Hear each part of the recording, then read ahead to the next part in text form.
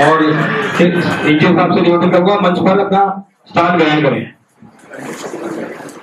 Sir की फरमाइश है कि मैं एक गजल पेश करूं, तो आप लोगों के एक बार मैं गजल पेश करती हूँ उन सबके लिए जिनके लिए आज ये सम्मान रखा गया है। इतनी बेसाखियां लेकर क्यों रखो कि चलना मुहाल हो, इतनी बेसाखियां क्यों रखो कि चलना मुहाल हो, मंजिल की ऐसी जुस्तजू हो कि हर कदम में आग हो, लाख रोके ठोकरे उठकर चलना ही काम है, लाख रोके ठोकरे उठकर चलना ही काम है, ठोकरे भी राह छोड़ दे ऐसा आदमी का मकाम हो।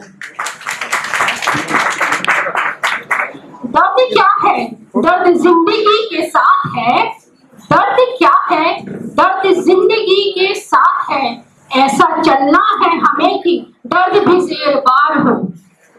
बस यही एक तमन्ना रख दिल में मेरे रफीक, जहां से गुजरे तू, जहां से गुजरे तू तेरे आगे सर झुकाए लोग हो। बहारे चमन पर हर एक की हिस्सेदारी है मगर, बहारे चमन पर हर एक की जिम्मेदारी है मगर, तेरी वो हस्ती हो कि खार भी तुझको प्यार हो।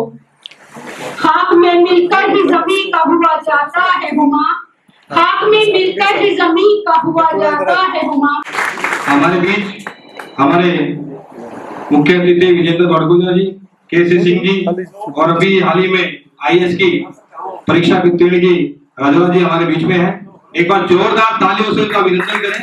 ये भी हमारे समाज की विभूतियां हैं और हमें सम्मान देना पड़ेगा। जिस प्रकार हमारे डॉक्टर्स हैं, इंजीनियर्स हैं, उसी प्रकार एक बहुत बड़ी परीक्षा है जो उन्होंने क्लियर की है राजोरा जी ने। हमारे 5 बच्चे जो उत्तीर्ण हुए हैं, बहुत ही मतलब ऐसा लगता है कि हमने आसमान छू लिया। समाज को इन पर गर्व होना चाहिए। अब इनका टाइम था कि समाज के लिए क्या करेंगे, ये इन्हें देखना है। और बहुत ही सुंदर तरीके से आपने व्याख्यान किया। मैं निर्वाण साहब से निवेदन करूंगा कि आदेश करूंगा निर्वाण साहब के, क्योंकि इन्हें देख के हमें ऐसा लगता है कि हम 16 साल के हैं। तो इनके लिए एक बार जोरदार ताली हो जाए, लेकिन इस उम्र में पूरी मेहनत से लगेगा। मुझे उम्र बता के बड़ा बनाना है। हमारे महापुरुषों ने कहा है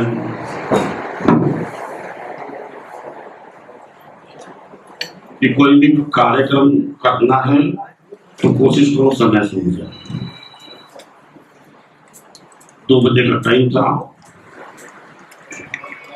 2:30 हो चुके हैं। हमारे अतिथि विजय बड़गुजर जी जो उपाध्यक्ष अनुसूचित आयोग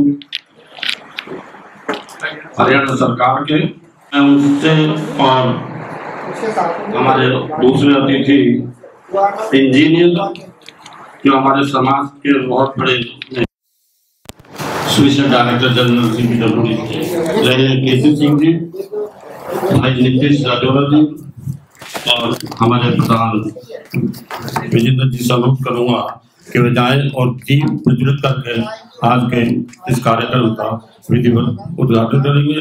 अजय नावरिया जी से भी मेरा अनुरोध है कि साथ जाएंगे और बनते हैं जी, आप मेरा साथ जाइए। डॉक्टर रवि सोलंकी जी है और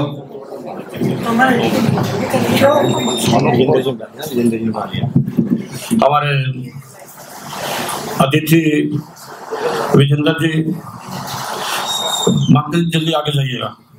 विजेंद्र बड़गुजर जी दीप प्रज्वलित करके आज के इस कार्यक्रम का शुभारंभ कर रहे हैं।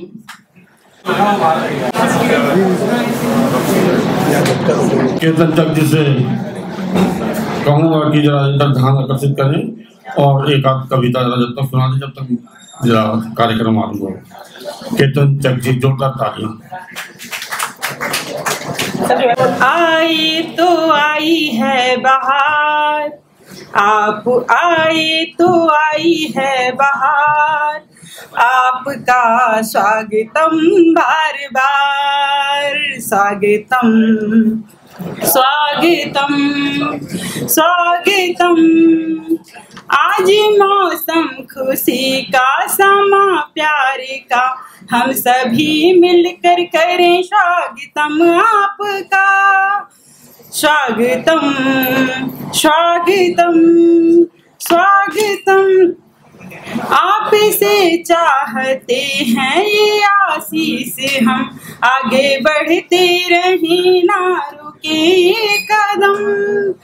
आप से चाहते हैं ये आशीष हम, आगे बढ़ते रहें ना रुके ये कदम। स्वागतम स्वागतम स्वागतम। आप आए तो आई है बहार, आप आए तो आई है बहार। आपका स्वागतम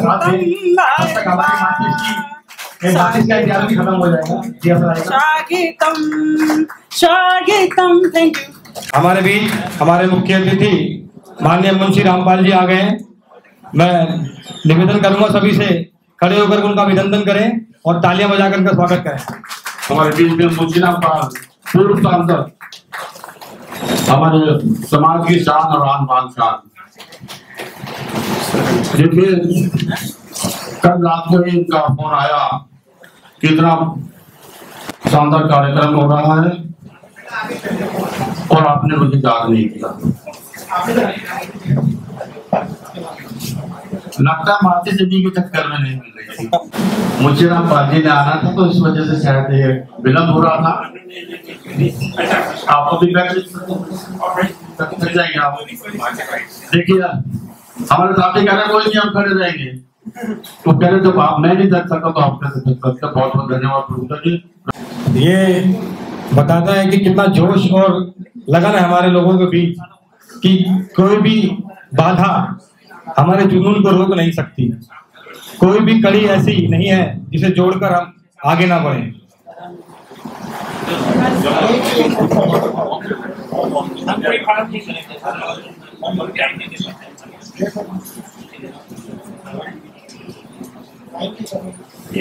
साथियों, ये समाज बहुत ही महत्वपूर्ण समाज है जिसकी कड़ी में हम जुड़े।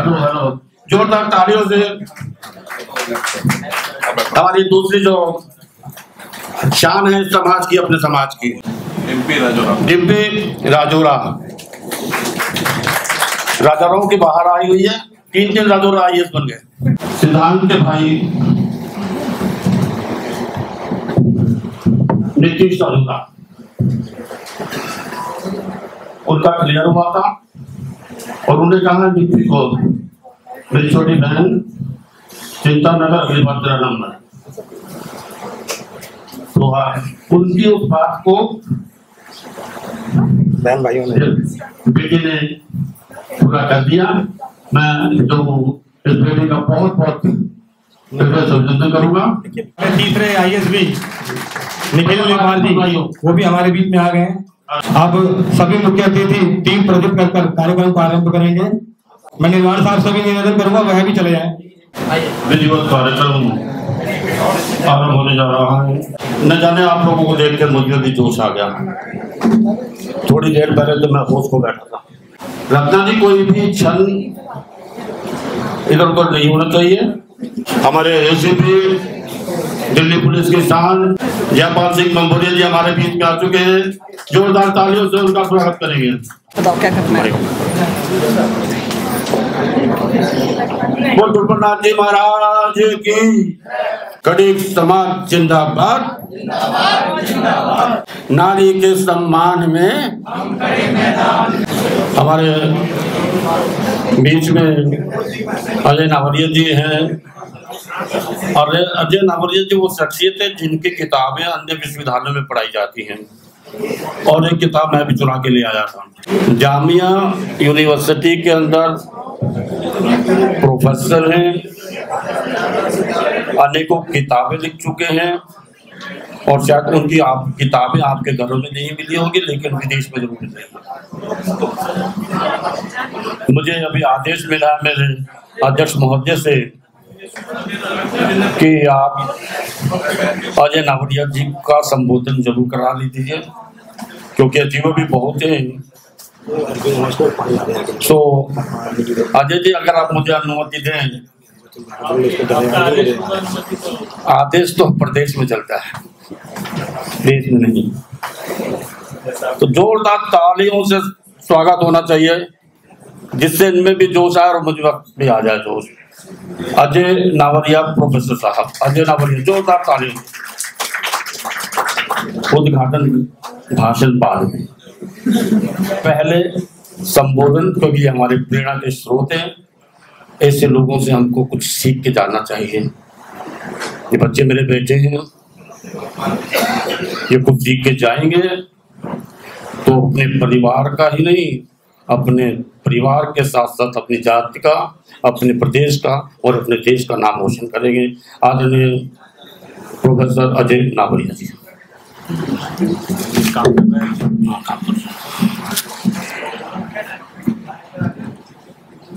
आदरणीय मंच, विजेंद्र बड़गुजर जी, मुंशी रामपाल जी, आदरणीय केसी सिंह जी, और हमारे जो इस कार्यक्रम के कारण है, जो इस कार्यक्रम की वजह है, मेरा ख्याल है मेरी आवाज़ आप तक ठीक आ रही होगी, तो वो थोड़ी थोड़ी धीरे धीरे तेज हो जाएगी। अध्यापकों की आवाज़ ऐसी होती है, पहले धीमी चलती है, फिर थोड़ी लाउड होती जाती है। हमारे जो 3 युवा, जिन्हें मेरे मन में कहने का एक उत्साह है, कहूँ, और उसको मेरा ख्याल है उसी अर्थ में लिया जाएगा। ये 3 सिंह शावक, ये लॉयन कब, जो आज हमारे बीच में है, जिनकी वजह से ये सारा कार्यक्रम रखा गया है, मैं उनका भी बहुत प्रेम से अभिवादन करता हूँ, और मंचस्थ अतिथियों का, विशिष्ट अतिथियों का, सभी का बहुत अभिवादन करता हूँ। हाँ, मेरा ख्याल ये ठीक है, आवाज़ कम। अच्छा, ठीक है। सामने बैठे, अभी आवाज़ ठीक है? सामने बैठे जो हमारे वक्तागण हैं,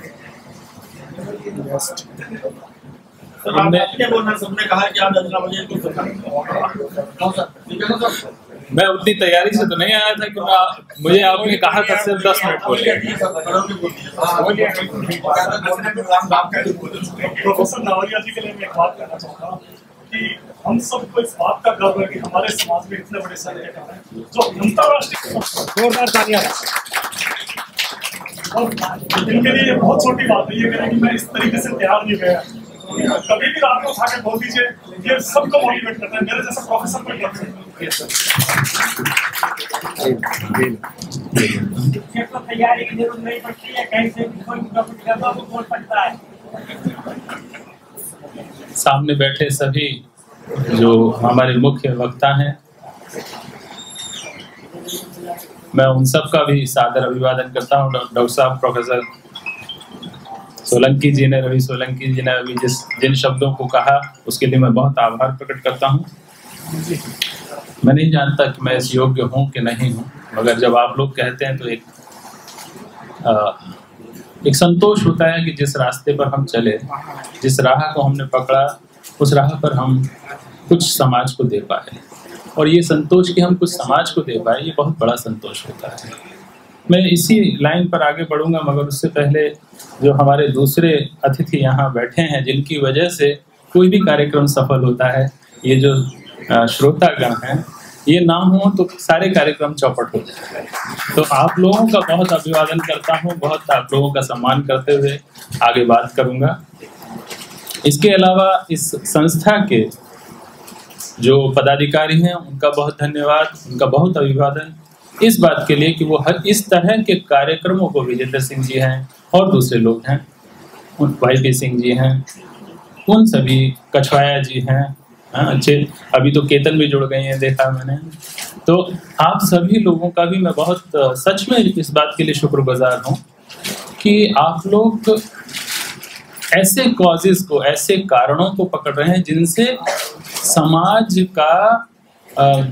समाज के युवाओं का और समाज के उन वर्गों का जो थोड़ा पीछे रह गए हैं, भले ही वो आज हम जैसे खटीक समाज के बारे में बात कर रहे हैं, तो उस समाज के जो लोग पीछे रह गए उनमें एक प्रेरणा का भाव पैदा होता है, उनमें एक उत्साह का भाव पैदा होता है कि हम भी कुछ कर सकते हैं। तो जब आज 3 युवा बैठे हैं, कोई दिन ऐसा भी आ सकता है, वो बहुत दूर नहीं होगा दिन, जब ये 30 युवक युवतियां युवा बैठे होंगे यहाँ और हम उनके लिए वो सम्मान कर रहे होंगे, तो वो बहुत खुशी का दिन।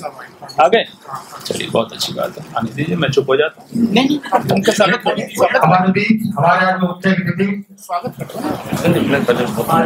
आप करिए स्वागत। हमारे बीच सदस्य अनुसूचित जाति आयोग भारत सरकार, जब से ये आए इन्होंने एक ऐसा कार्यक्रम में जहाँ भी कहीं भी होता है उसको फट से अपने सम्मान करके बुला ऐसी शख्सियत हमारे बीच में है। जोरदार तालियों के साथ सर अध्यक्ष महोदय, हमारे प्रोफेसर अजय नावरिया जी जामिया यूनिवर्सिटी से हैं,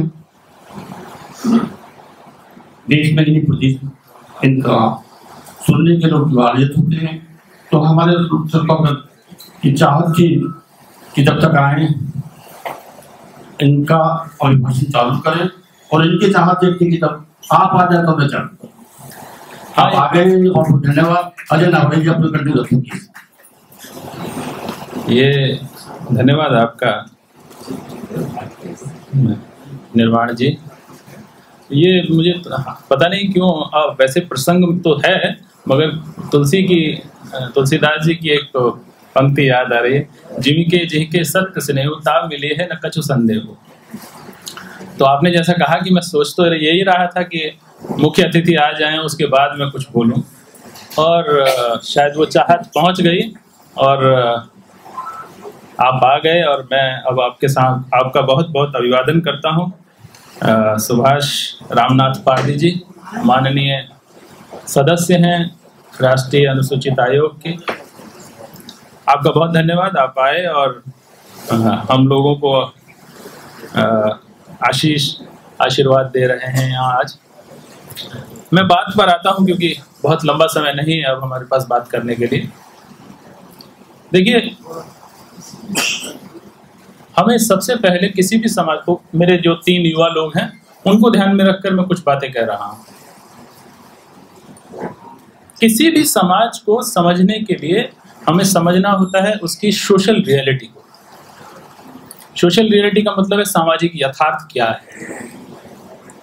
जब हम सामाजिक यथार्थ को समझ लेते हैं तो हम ये भी समझ लेते हैं कि सामाजिक यथार्थ में से ही समस्या पैदा होती है। समस्या बाहर से नहीं होती है, समस्या उसी सामाजिक यथार्थ में से पैदा होती है। और जब हम ये समझ लेते हैं कि समस्या यथार्थ में से पैदा हो रही है, तो हम ये भी समझ लेते हैं कि उसी समस्या में से उसका समाधान निकलेगा।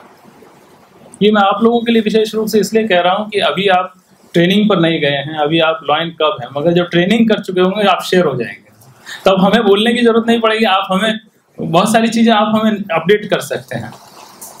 तो जो समस्या है, जब आप उसको समझ लेते हैं कि हमारे देश की जो यथार्थ है वो है जाति का यथार्थ। आज आप यहाँ आमंत्रित हुए हैं, उसके पीछे भी जो वजह है वो जाति है।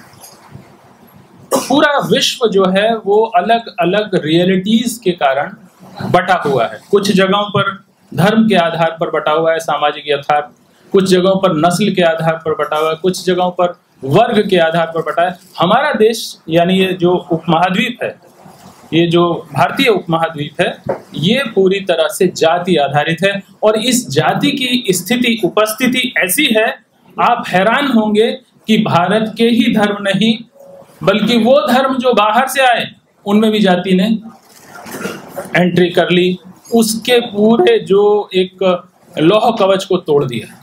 और आज हम उन धर्मों में भी जाति की उपस्थिति को साफ देख सकते हैं जिनमें उसकी कहीं कोई दूर दूर तक कल्पना भी नहीं की जा सकती थी। मैं ये बात क्रिश्चियनिटी के लिए भी कह रहा हूँ, इस्लाम के लिए भी कह रहा हूँ ख़ास तौर से। वहाँ भी चूँकि मैं जामिया में पढ़ाता हूँ तो मेरे पास बहुत फर्स्ट हैंड इंफॉर्मेशन रहती है इन सब चीज़ों की, इतना सब कुछ मैं देखता हूँ। तो जो ये जब ये समाज में जाएंगे, अभी इनकी जब आगे जाके पोस्टिंग होगी, तब इनको ये समझने की ज़रूरत होगी कि ये जो प्रॉब्लम है, आप देखेंगे कि भ्रष्टाचार जैसी समस्या भी जाति आधारित है। तो मैं ये नहीं कह रहा हूँ कि समस्याओं का पूरा जो प्रॉब्लम्स होंगी वो होंगी कास्ट की वजह से, मगर 90% प्रॉब्लम जो है वो कास्ट की वजह से होंगी।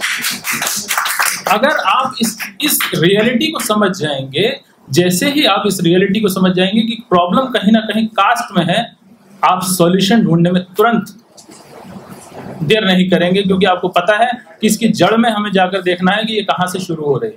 तो एक तो ये बात है कि जैसे ही आप सोशल रियलिटी को समझते हैं, सोशल प्रॉब्लम को समझ लेते हैं, और सोशल प्रॉब्लम में से ही आप फिर उसका समाधान ढूंढ लेते हैं। एक बात, ये दो बातों से जुड़ी हुई बात है जिसको हिंदी में कहते हैं यथार्थ और चेतना। अब आते हैं चेतना की बात। चेतना के बारे में मैं बहुत साफ कहूँ, वैसे तो मैं बहुत लंबा बोल सकता हूँ इस पर। चेतना के लिए कॉन्शियसनेस जिसे हम कहते हैं, 5 तरह की मोटे तौर पर कॉन्शियसनेस है, चेतना है। एक है सेल्फ कॉन्शियसनेस यानी आत्म चेतना, दूसरा है सामाजिक चेतना सोशल कॉन्शियसनेस, तीसरा है पॉलिटिकल कॉन्शियसनेस, चौथा है आर्थिक कॉन्शियसनेस जिसे हम फाइनेंशियल कॉन्शियसनेस कहेंगे, और आखिरी मैं बोल रहा हूं मगर वो आखिरी बहुत महत्वपूर्ण है, last but not least, literary consciousness. अब बाकी सबको मैं छोड़कर लिटरेचर पर 1 मिनट के लिए बोलूंगा। लिटरेरी कॉन्शियसनेस जिन समाजों के पास भारत में है, आप हैरान हो जाएंगे, उत्तर भारत में शायद ये 2 जातियों के पास है सिर्फ, जो मेरी जानकारी के हिसाब से। और अफसोस की बात है कि खटीक समाज के पास लिटरेरी कॉन्शियसनेस नहीं है। उसने अपने पहले के जो लिटरेरी पर्सनैलिटीज थे उनको संभाला ही नहीं। आपके पास बहुत सारे नाम आएंगे मगर वो आप भूल चुके हैं उन लोगों के नाम, क्योंकि हाँ हमने उनको संभाला नहीं, हमने उनको एक वो जो जगह दी जानी चाहिए थी वो जगह नहीं दी। अब क्या होता है, मैं जो 2 जातियों के नाम ले रहा हूँ, एक है जाटव समाज। जाटव समाज के पास लिटरेरी कॉन्शियसनेस है, इसीलिए उनके पास सोशल कॉन्शियसनेस है, और इसीलिए उनके पास पॉलिटिकल कॉन्शियसनेस है। ये तीनों आपस में किस तरह जुड़ी हुई हैं, इसलिए मैंने कहा कि पहले मैं लिटरेचर के बारे में बात करूंगा। जिसके पास लिटरेरी कॉन्शियसनेस होती है वो ये जानता है कि मुझे अपने समाज को कैसे बचाना है, कैसे अपने समाज की पहचान बनानी है, क्योंकि अगर कोई पहचान बनेगी तो समाज से बनेगी। आप अकेले अपनी पहचान उस हद तक बना सकते हैं जब तक आप जीवित हैं, मगर आप अगर जीवन के बाद भी अमर होना चाहते हैं तो आपका समाज आपको अमर करेगा उस काम के लिए। ऐसे बहुत सारे लोग हुए जिन्होंने बड़े बड़े काम किए मगर उनका समाज उनके साथ नहीं था। आज 50 सालों में हम उन्हें भूल चुके हैं।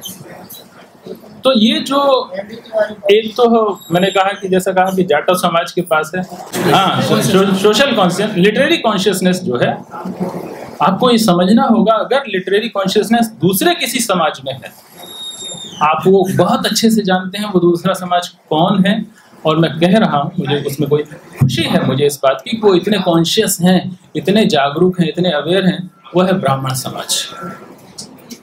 सिर्फ ब्राह्मण समाज के पास सबसे अधिक लिटरेरी कॉन्शियसनेस है। अगर आप ब्राह्मण समाज अगर रूल कर रहा है, सोसाइटी को लीड कर रहा है, तो उसकी बड़ी वजह यह है कि उसके पास वेद हैं, पुराण हैं, उपनिषद हैं। जब हम ये देखते हैं कि ये धर्मशास्त्र किसने लिखे हैं तो आप पाते हैं कि ये सब तो ब्राह्मणों के हैं।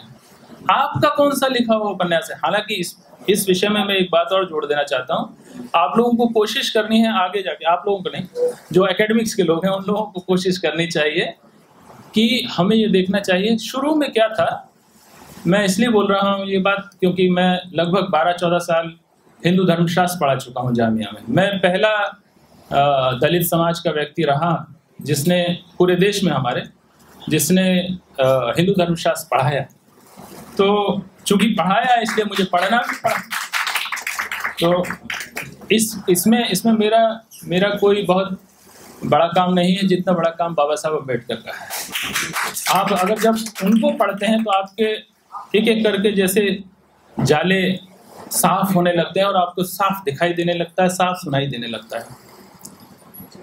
ये जो 3 हमारे वेद हैं, उनको वेद त्रयी कहा जाता था। वेद त्रयी का मतलब 3 वेद। तो सबसे पहले ऋग्वेद, फिर यजुर्वेद, फिर सामवेद, ये क्रम है। सामवेद तीसरे नंबर पर है और चौथे नंबर पर आता है अथर्ववेद। मैं अथर्ववेद के बारे में आपको दो बात बता दूं।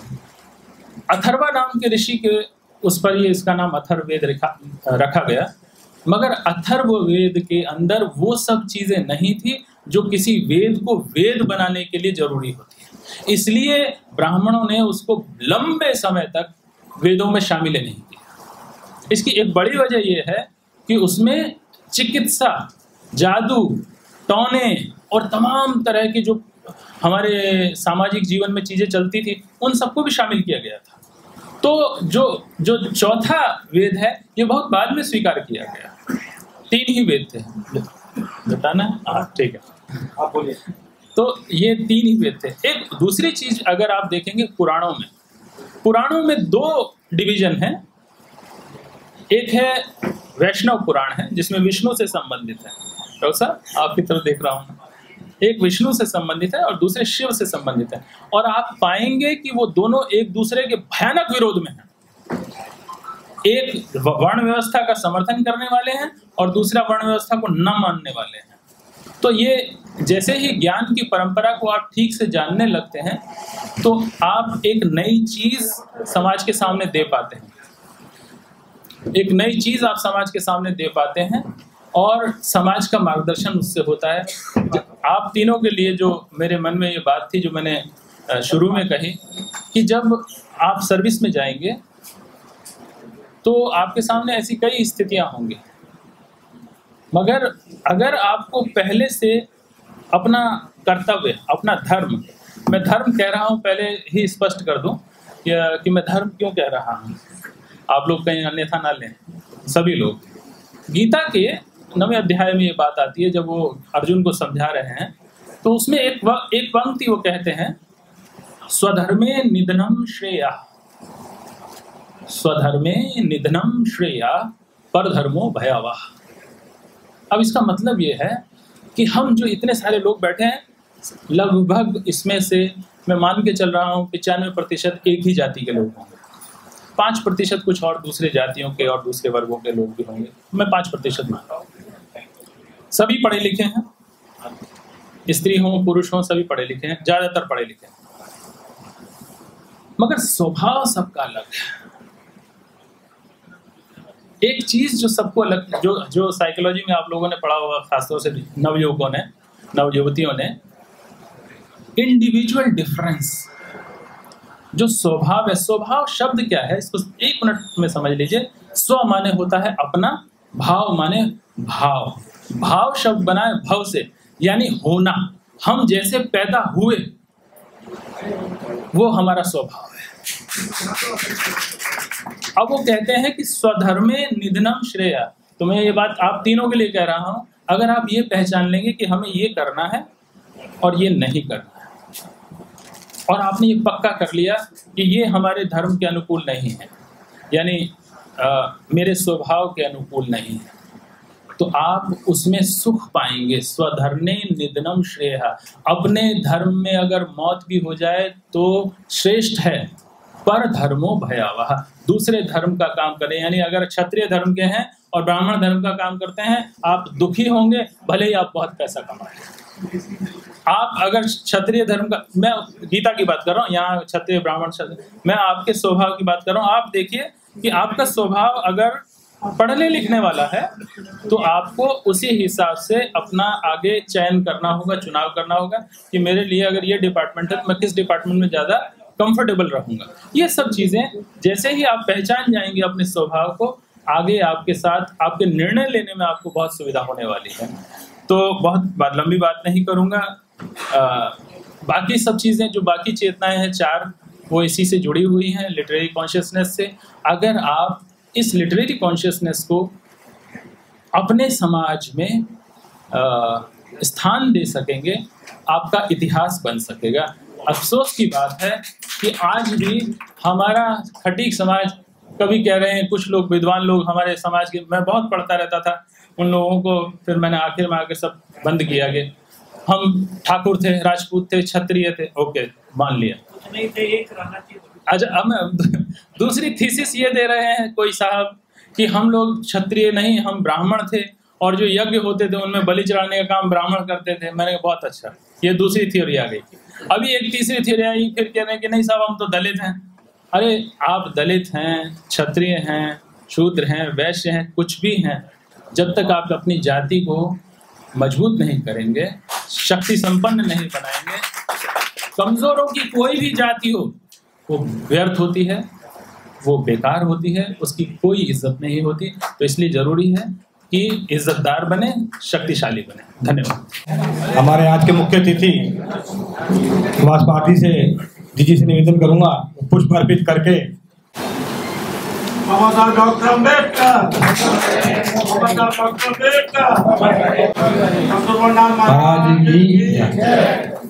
रेखा तो ये थी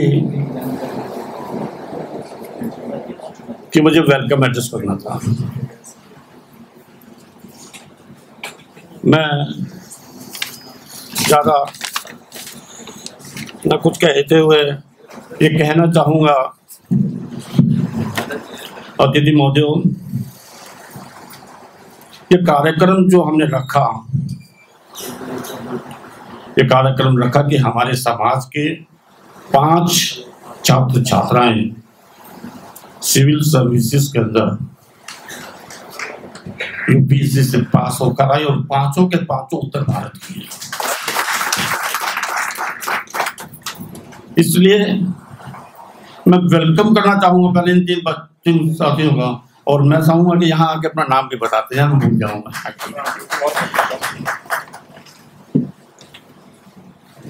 नमस्कार, मेरा नाम डिम्पी राजौरा है और मैंने सिविल सर्विसेज में 8 to 9 रैंक हासिल की है। जोरदार तालियां। हमारी शुभकामनाएं हैं, अगली बार आप दोबारा जाएं तो फर्स्ट 10 के अंदर आ जाएं। मेरी कोशिश थी, आज मुझे कह रहे नाम बता रहे हैं, मुझे नाम बता, लेकिन मैं वो अपने आप ही आके बताएंगे। मैं कहा पवार हूँ, कहता नहीं मैं निखिल हूँ, तो भाई निखिल कुमार पवार। नमस्कार, स्टेज पे बैठे अतिथिगण और खटीक समाज के मेरे सीनियर्स और मेरे प्यारे भाइयों बहनों, मुझे यहाँ पे बुलाने के लिए बहुत बहुत धन्यवाद। और मुझे बहुत अच्छा लग रहा है कि यहाँ पे सभी लोग इकट्ठा हुए। मेरा नाम निखिल कुमार है और मैंने यूपीएससी सिविल सर्विसेज 2022 में 868 रैंक हासिल करी है। मैं गाजियाबाद से हूँ। मेरे पिताजी अशोक कुमार हैं जो बीएसएनएल में वर्क करते हैं। मैंने इंजीनियरिंग करी है अपनी बीटेक इन कंप्यूटर साइंस 2011 में, और 2013 में मैंने एमटेक आईआईएससी बैंगलोर से करा है। और मैं 10 साल से power grid corporation of India limited में कार्यरत हूँ। So it's been a long time, but मैंने लेटर स्टेज में सोचा कि सिविल सर्विसेज देते हैं, तो जब सोचो तभी हम बन सकते हैं जो हम चाहें। तो thank you so much, thank you for inviting me. पिछले 25 या 30 सालों से आईएएस के अंदर दिल्ली से कोई नहीं जा रहा था,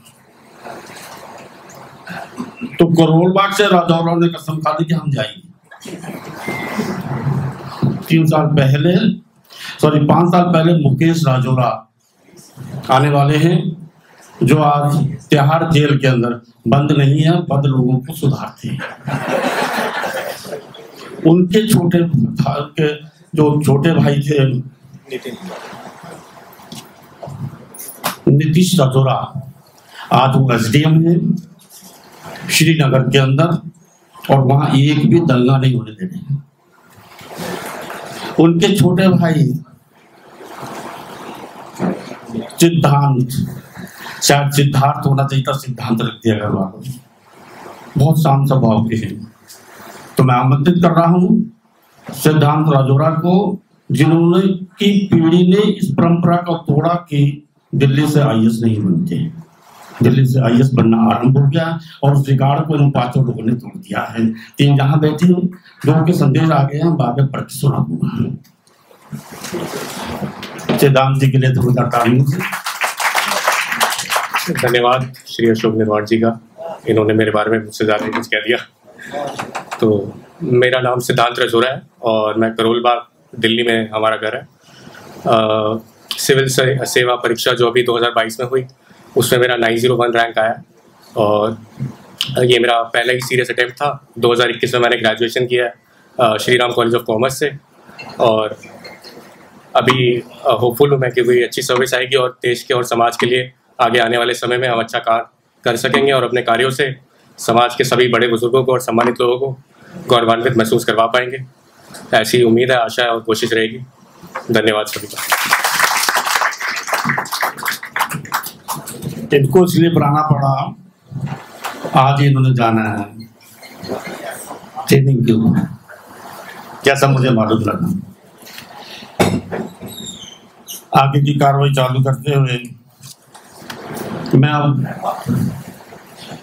वेलकम एड्रेस को भी चेंज करते हुए सम्मान समारोह में लेके जा रहा हूँ, क्योंकि वेलकम एड्रेस में लगे रहे तो बहुत लेट हो जाएगा। हमारे मुख्य अतिथि जी सुभाष नाथ भारती जी ने जाना भी है और बहुत ही हमारे एक ही निवेदन पे अपने 10 कार्यक्रम को रद्द कर दिया। ऐसे व्यक्ति के लिए जोरदार तालियों से स्वागत करना चाहिए। मैं अब अभिनंदन की जगह सम्मान समारोह चालू कर रहा हूँ, क्योंकि अभिनंदन करने लगा तो समय नहीं कट जाए। अभिनंदन से ज्यादा सम्मान है। मैं विजेंद्र जी, उमा खातून का डॉक्टर निर्वाण एजुकेशन सोसाइटी की उपाध्यक्ष से अनुरोध करूंगा वे हमारे मुख्य अतिथि को बुक्का देके उनका अभिनंदन करेंगे और उनका साथ देंगे प्रेम चौहान जी। प्रेम चौहान जी आए उनका साथ देने के लिए।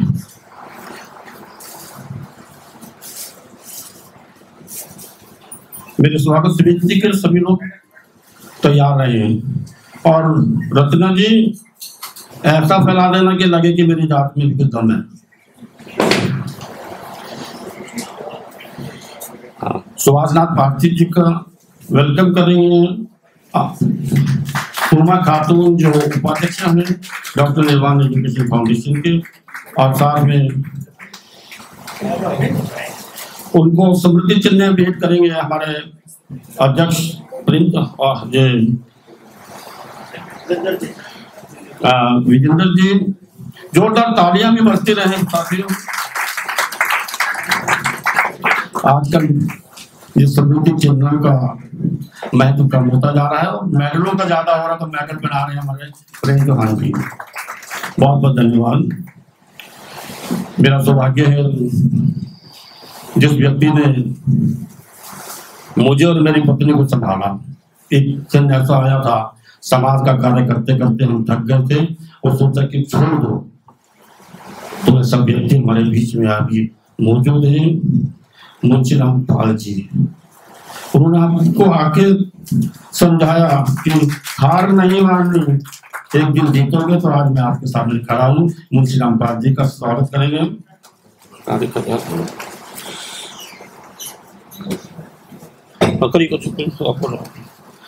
और केतन जी कहिए आप उनको गोल्ड मेडल जल्दी आइए। अब क्या करें, जाइए जाइए, तुम्हारा सौभाग्य है इतने बड़े व्यक्तित्व का गोल्ड मेडल दे रही है। बलबीर सिंह राणा प्लीज आइए।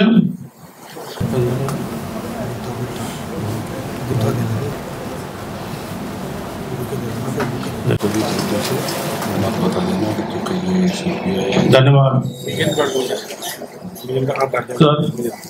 मैं अब निमंत्रण कर रहा हूँ राजेश महेंद्र जी के वहाँ आए, क्योंकि मेरा गला सूख गया है, मैं थोड़ा पानी दे धन्यवाद साहब।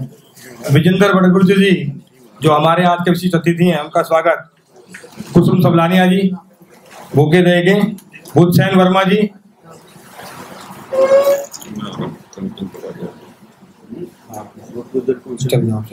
और प्रियंका कटारिया जी मुद्दा देंगे, मोमेंटम देके इनका अभिनंदन करेंगे। हमारे विशिष्ट अतिथि विजेंद्र भटकुल जी हरियाणा से, हमारे वाइस चेयरमैन है अनुसूचित कमेटी के। ये हमारे समाज की बहुत बड़ी शान की बात है।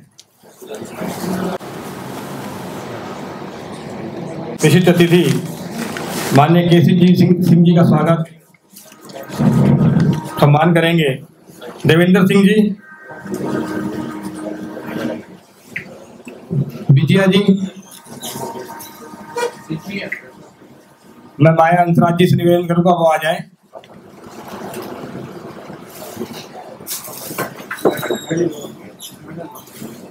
मेडल बुके और मेडल ले लीजिए।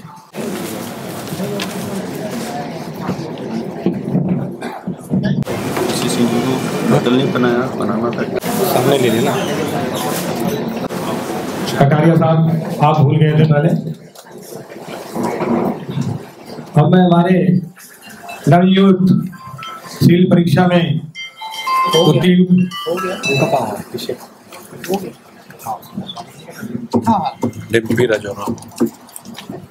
तो उनका अभिनंदन।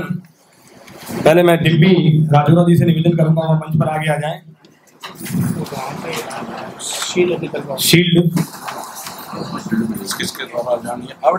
चीफ गेस्ट हमारे पारदी जी, विजेंद्र सिंह जी और मुंशी रामदास जी से निवेदन करूंगा आप तीनों हमारे अतिथि हमारे अचीवर्स को सम्मानित करेंगे। घनश्याम दास जी एक मेडल दे देंगे, साथ में हमारे अध्यक्ष विजेंद्र सिंह जी भूखा दे देंगे। मैं निर्वाण साहब से भी निवेदन करूंगा कि वो जरा आप आगे आ जाए प्लीज, क्योंकि आज की जो रूपरेखा को तैयार करने में आपका बहुत योगदान है और हमें आप जैसे जवानों की बहुत आवश्यकता पड़ती है, तभी हमारी ऊर्जा चालू होती है।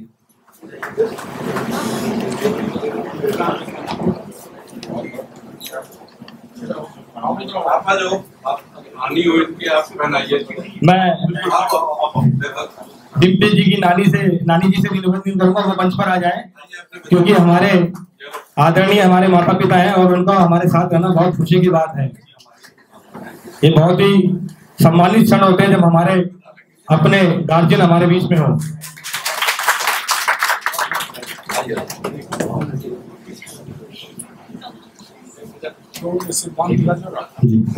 पारदी जी, विजय बरगोले जी, मुंशी रामपाल जी से निवेदन करूंगा कि वो आए और हमारे राजौरा जी को सम्मानित करें। साथ ही हमारे अध्यक्ष विजेंद्र सिंह जी, केसी सिंह जी,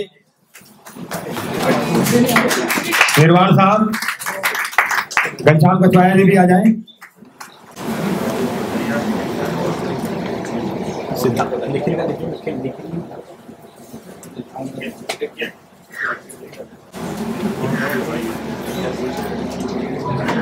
सिद्धांत राजौरा जी मंच पर आगे आ जाएं और हमारे अतिथियों से आग्रह है कि उन्हें भी स्मृति चिन्ह में मोमेंटम देकर सम्मानित करें। निर्वाण साहब आप जरा साथ आ जाएं, बच्चों का उत्साह बढ़ता है आपको साथ देखकर। आप आगे चले जाएं प्लीज।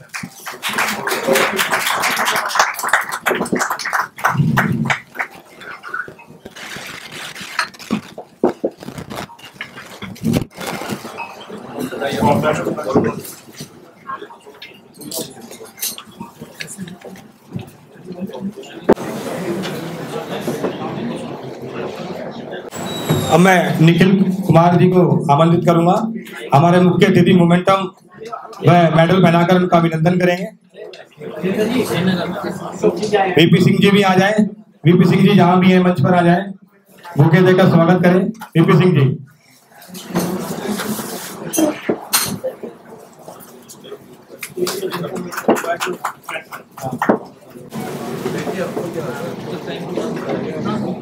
मैं हमारी महिला शक्ति जमुना राजौरा जी सारे जी कृपया आए और कुछ साथियों, मिस्टर निखिल के पापा मिस्टर अशोक कुमार आए हुए हैं। मैं चाहूंगा कि वो स्टेज पर आए।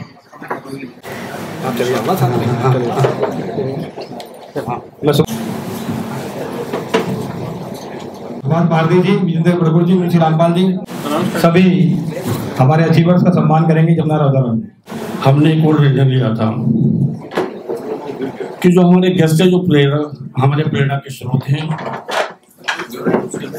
उनको सम्मानित करने का मुख्य अतिथि के द्वारा निर्णय लिया गया था।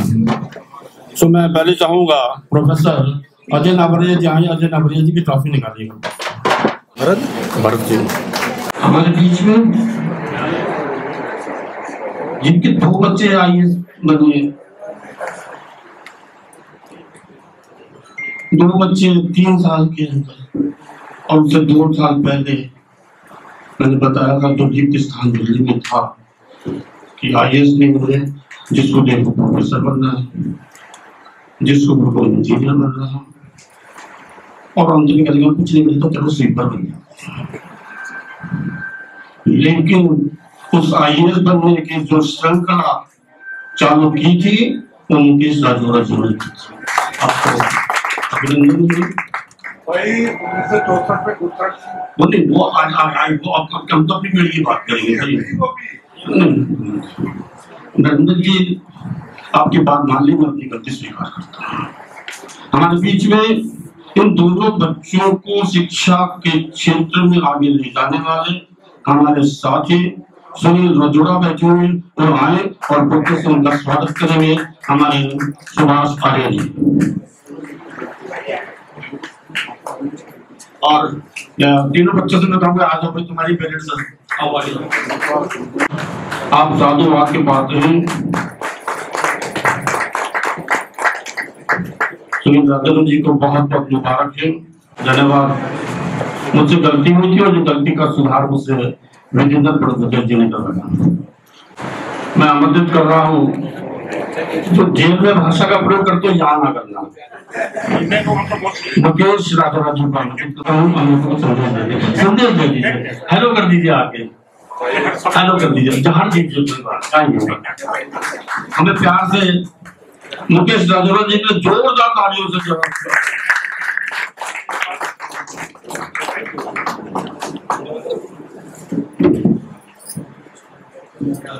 Member national commission for schedule caste sir,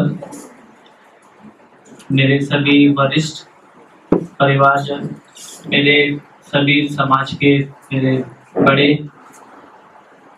मेरे साथी, मेरे यंग कोलीग्स आने वाले, मैं आप सभी का, और मेरे मामा जी भी लगते हैं अशोक जी, और आप सभी का मैं बहुत बहुत धन्यवाद करना चाहता हूँ। मैं वैसे ही आपको एक इनफॉर्मली बताना चाहता हूँ कि हमारे एक ग्रुप है कॉन्स्टिट्यूशन क्लब करके, और उनके रवि सर बैठे हैं और सभी साथी हमारे इधर बैठे हैं, और ये सिलसिला अभी लास्ट 6-7 महीने से ही स्टार्ट हुआ है। हमने बचपन से जब से पढ़ते आ रहे हैं तब हमने कभी ऐसा प्रोग्राम नहीं देखा है कि कभी भी ऐसे बुलाकर जो हमारे समाज के अच्छे जो बच्चे हैं जो आगे बढ़ रहे हैं उनको सम्मानित किया जाए, उनको मोटिवेट किया जाए। आज हम सब मोटिवेट कर रहे हैं इनको, तो हमारे जो और आने वाले जो बच्चे हैं एटलीस्ट वो देखेंगे तो उनको भी एक उनके लिए गाइडिंग फोर्स है कि हमें भी आगे कुछ ऐसे ही करके बढ़ के चलना है।